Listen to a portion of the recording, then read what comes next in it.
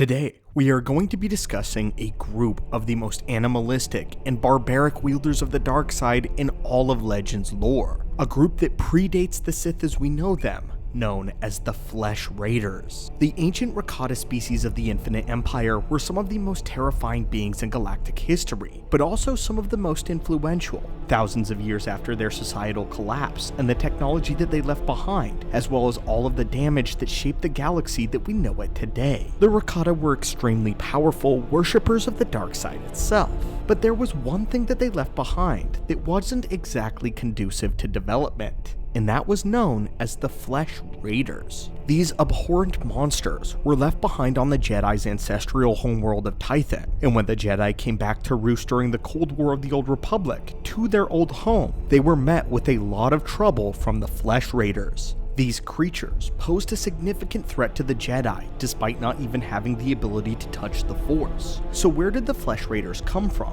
Why were they such a vicious species? Well, today we are going to open a holocron and talk about it. But before we dive in, our long-range scanners have picked up some unregistered life forms. Some of you who are listening have not yet subscribed, so if you've been enjoying our daily uploads of lore from a galaxy far, far away, be sure to force crush that subscribe button and become an acolyte today. Now, let us analyze the Flesh Raiders. The Flesh Raiders first get their start much in the same way that the Force Hounds did, as we talked about some time ago in a video. They were slaves and a servant caste in the Rakatan society.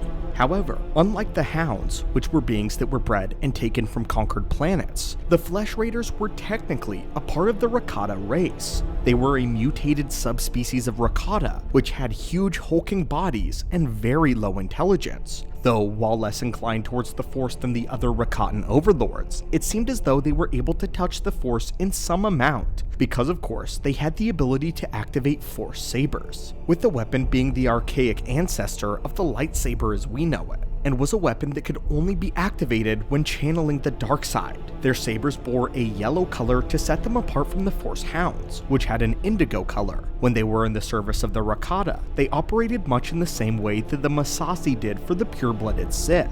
This was as serving as the bulk of the workforce and of the military. These Flesh Raiders were better at following orders than they were at ruling, which is why they were largely servants. Despite their humanoid shape, their intelligence was borderline animalistic, and that is why when the Infinite Empire was deteriorating, the Flesh Raiders seemed to devolve even farther. A large collection of them were left on Tython following the end of the invasion, and since the Jedi had also left the planet, the Raiders were pretty much allowed to grow their society on the world, though it wasn't advanced by any means. They remained primitive, tribalistic, and used whatever they could find as armor and weaponry, usually sticks and animal skins. The Flesh Raiders followed some kind of religion, as they had shamans who carved stone idols, but it wasn't ever really made clear what this religion was. To mark their territories, they would scorch the grass and trees that surrounded them, and scatter the bones of their sentient and non-sentient prey. Soon, they would start making real problems for themselves when they were given blasters by an unknown benefactor.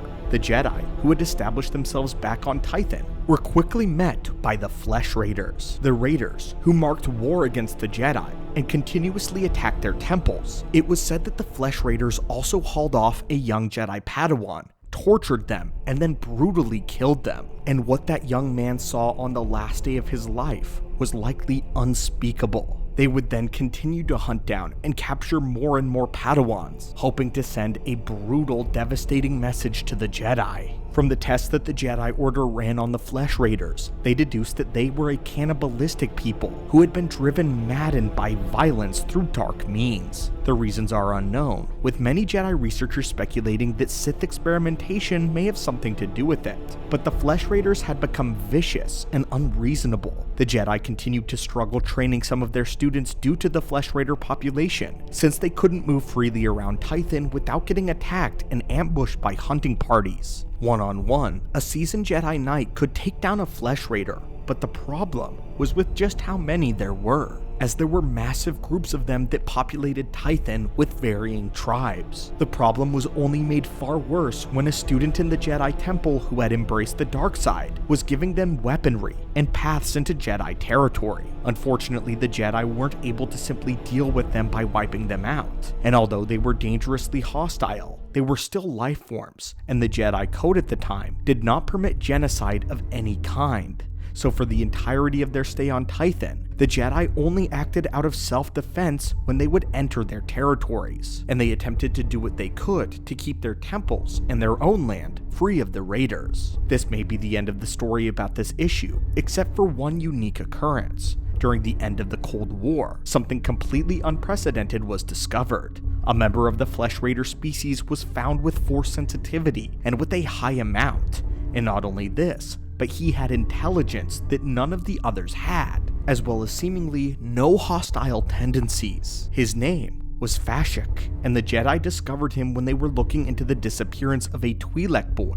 He had been abducted by Fashik, but not for bad or nefarious reasons. When the Jedi found him, the boy was unharmed and serving as an interpreter for Fashik, who at the time was unable to speak Basic. Fashik expressed that he knew of the Force and saw how the Jedi wielded it. He didn't want to live the violent and cruel life of his brethren, but instead wanted to learn how to use these abilities with the Jedi. He expressed how he abandoned the Flesh Raiders and wanted to use his powers in the Force to become a better hunter. The Jedi agreed to take him back and to have him evaluated by the Jedi High Council, as it was better to do that than then leave him on his own, with the Jedi being fearful that he would come to embrace the dark side. Fearful of what a great leader of the Flesh Raiders that could possess the dark side of the Force could bring upon the Jedi Order and Tython. But there is something incredibly beautiful and important about Fashik, something that marked a substantial change in the Star Wars galaxy. Centuries ago, the Rakata had lost their ability to touch the Force due to a mysterious virus. The thing that had made them so powerful was stripped from them. It was assumed that this included the Flesh Raiders as well.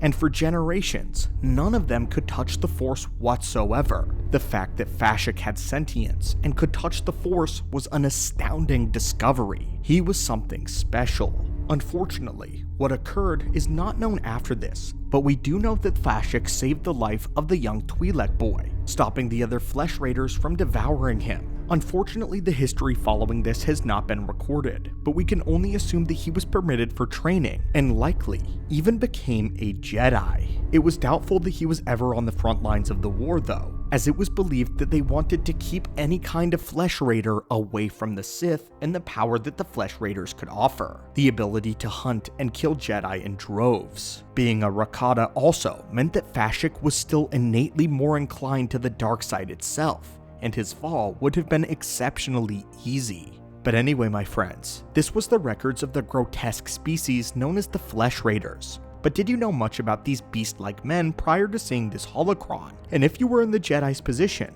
what would you do about the Flesh Raiders? If you've been enjoying our videos about the Dawn of the Jedi series, it would help us out a great deal if you could leave a like, as that tells us you would like to see more from this era. As always, my friends, thank you so much for visiting and supporting the channel, and may the Force be with you.